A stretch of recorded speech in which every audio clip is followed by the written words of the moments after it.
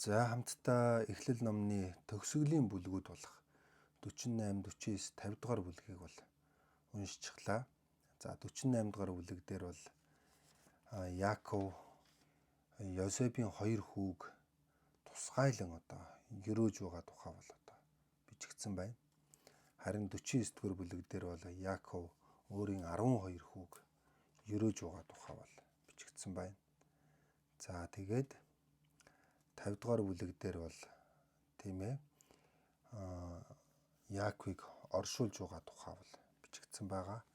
Тэгээд төгсгөлд нь бас Йосеф нас барж байгаагаар Эхлэл номны 50 дугаар бүлэг бол ингээд дуусч байна. За Эхлэл номны 36 дугаар бүлгээс ахуулаад нийтдээ бараг 14 бүлгийн туршид бол хэний тухай гарсан бэ гэхээр Йосефийн тухай гарсан. Тийм. За тэгээд Эхлэл номны 48 дугаар бүлгийг уншиж байгаад за бодогдсон зүйл бас сэтгэл хөдлсөн зүйл, бас сургамж авсан зүйлээ бас та бүхэнтэйгээ хуваалцъя гэж бодож байна. За энэ хэсгийг бол унших бүртэл миний сэтгэл бол маш их хүрж байдаг. Бурхны нэгүсэл ямар агуу гайхамшигтай юм бэ гэдгийг бол байнгын бодогдуулж байдаг ишлэл байна. Эхлэл номны 48:11 байна. За Йосефт хандан хизээ нэгэн цагт би хүүгийнхээ царайг дахин харахаас өнгөрлөө гэж боддог байж үлээ.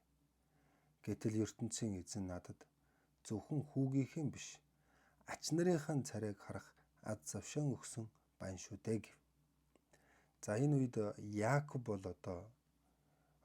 Яаков дээр Йосеф хоёр хүүгээ дагуулад очдог. За тэгээд Яаков бол Йосефийг хараад, Йосефийн хоёр хүүг хараад бол яг энэ үгийг бол хэлдэг байна. За Яаков бол өөрийн хүү Йосефийг бол амьтанд бариулаад өгчихсөн, нас урчихсан гэж бодож байсан. Тийм учраас амьдтай бол энэ газар дээр Йосефийг бол дахин харахгүй юм байна гэж бол бодож байсан. Тийм учраас энд хизээ нэгэн цагт би хүүгийнхээ царайг дахин харахаасаа өнгөрлөө гэж боддог байж үлээ. Тийм бөгөөд Йосефийн царайг бол би дахин хизээж харахгүй юм байна гэж бодож байсан. Маш хүнд хэцүү байсан. Гэтэл ертөнцийн эзэн надад зөвхөн хүүгийнхээ биш, ач нарынхаа царайг харах аз завшаан өгсөн байна шүү дээ. Гэтэл Яаков хизээж харахгүй гэж бодож байсан. Йосефийн царайг харсан. Дээрээс нь бүр Йосефийн хоёр хүүгийн царайг хүртэл харсан. Эндээс надад юу гэж бодогддог вэ гэхээр үргэлж бурхан бидний бодож байгаагаас илүү хийдэг. Бидний төсөөлж байснаас илүү хийдэг. Үргэлж бурхан давуулан биелүүлдэг. Яаковын хувьд бол Йосефийг харах нь түүний чин хүсэл байсан. Гэтэл бурхан түүнд Йосефийг харуулаа зогсохгүй, Йосефтэй уулзуулаа зогсохгүй, Йосефийн хоёр хүү хүртэл харуулсан. Бурхан үргэлж нэгүсэл дээр нэгүслийг өгч байдаг гэдэг нь энэ юм байна гэж энэ ишлэлийг унших бүртэл бодогддог. За Эхлэл номны 48 дугаар бүлэг дээр энэ ишлэл бол үнэхээр гайхалтай ишлэл байлаа. За тэгээд 15 дугаар ишлэлээр бас тэгээд Йосефийг ерөөхтөө хоёр хүүг нь ерөн өвөг дээдэс Авраам болон өөрийн минь эцэг Исаак үгийг нь даган амьдардаг байсан ертөнцийн эзэн байна. За нэгдүгээрт Авраам болон Исаак өөрийнх нь өвөг эцэг, өөрийнх нь төрсөн эцэг хоёр бол Бурхны үгийг даган амьдардаг байсан гэдгийг хэлж байна. За энэ бол Авраам болон Исаакт болж байгаа үйл явдал.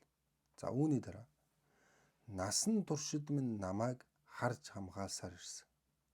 Энэ бол хэн тохиолдож байгаа үйл явдал вэ гэхээр Яаковд өөрт нь тохиолдож байгаа үйл явдал. Авраам болон Исаак бол Бурхны үгийг дагаад амьдарч исэн бол харин насан туршид минь намайг харж хамгаалж ирсэн Бурхан бол энэ эзэн бурхан юм аа. Өнөө хүртэл намайг дагуулan явсаар ирсэн ертөнцийн эзэн. Бурханыг ямар бурхан бэ гэдгийг Яаков өөрийнхөө амьдралаас хэлж өгч байгаа. Үнэхээр Яаков бол үхээс өөр аргагүй байдалд орж исэн хүн. Гэхдээ 12 хүүгийн царайг харсангүй. Гайхамшигтай. За Бурханыг ингэж танилцуулсан. За тэгээд Эхлэл номны 49 дугаар бүлэг дээр бол тийм ээ одоо 12 хүүгээ хэрхэн одоо өрөөж байгаа тухай бол одоо бичигдсэн байгаа.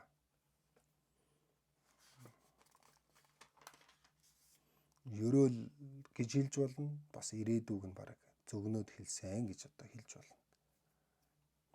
За тэгээд 49 дугаар бүлэг дээр өнөөдөр уншиж байгаад бас сэтгэл хөдлөсөн зүйл гарлаа л да.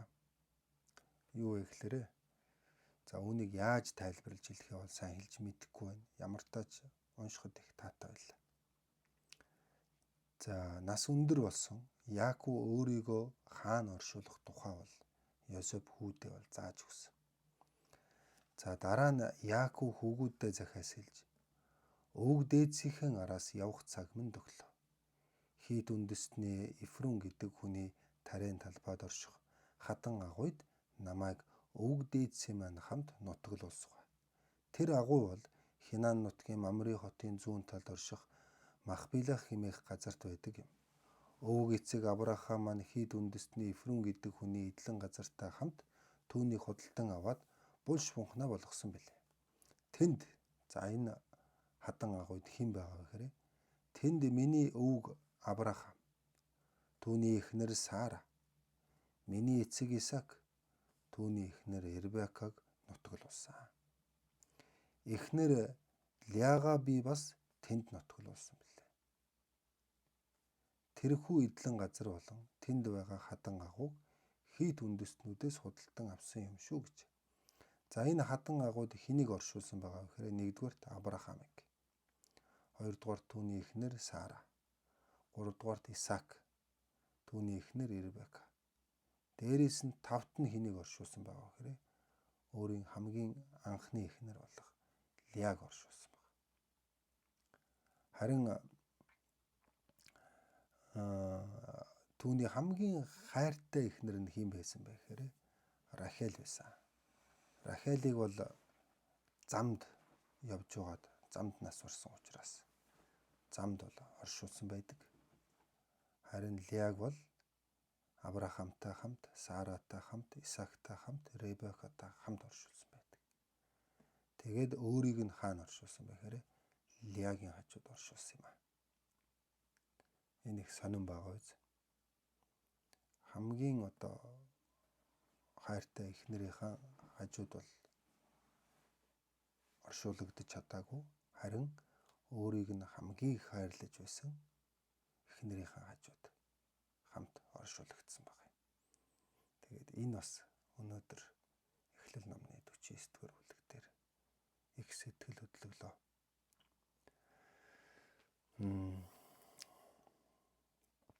За тэгээд Эхлэл номны 50 дугаар бүлэг хамгийн одоо төгсгөлийн бүлэг дээр гарч байгаа зүйл бол юу вэ гэхээр ах нар нь одоо эцэг нас барчингууд бол нилээдгүй Йосеф бас айдаг. Яалтчгүй Йосефийг бол хорлсон хүмүүс нь ах нар нь шүү дээ. Тийм учраас биднийг уучлаарай гэдэг уучлалт гуйдаг. За тэр үед Йосефийн хэлсэн үг бол гайхамшигтай. Гэтэл Йосеф тэдэнд хандан надаас бүү ахт. Миний би ертөнцийн эзэн юм. Та нар надад ёрын муу юм хийх гэсэн боловч ертөнцийн эзэн түүнийг чинь урвуулан ашиглаж сайн сайхныг бий болгоод өнөөдрийн байдлаар үе олон хүнийг өсгөж өгөх аюулаас аварсан биш үү. Тийм учраас бүү айцгахдав. Ингэж хэлж байгаа. Тэгээ бурхан бол хорон муу зүйлийг сайнаар эргүүлэх чадaltaй гэдгийг эндээс харж болно. Йосефийн амьдралаас харж болно. номноос харж болдог. Тийм учраас бидэнд хичнээн олон удаа дахин давтагдан олон муу зүйл тохиолдож байсан ч гэсэн тэрийг нэг мөчөд эргүүлэх чадал нь мэрэгэн ухаанд бурханд байдаг. Үүнд итгэлтэйгээр бид нэр итгэлийн амьдралаар амьдрах ёстой юм болов гэсэн бодол энэ ишлэл маань төрүүлж байна. За өнөөдөр энэ хүргээд өндөрлөе. Бүгдээрээ сайхан амраарай. Та маргаашнаас гитлэл номоор дахин уулзцгаая.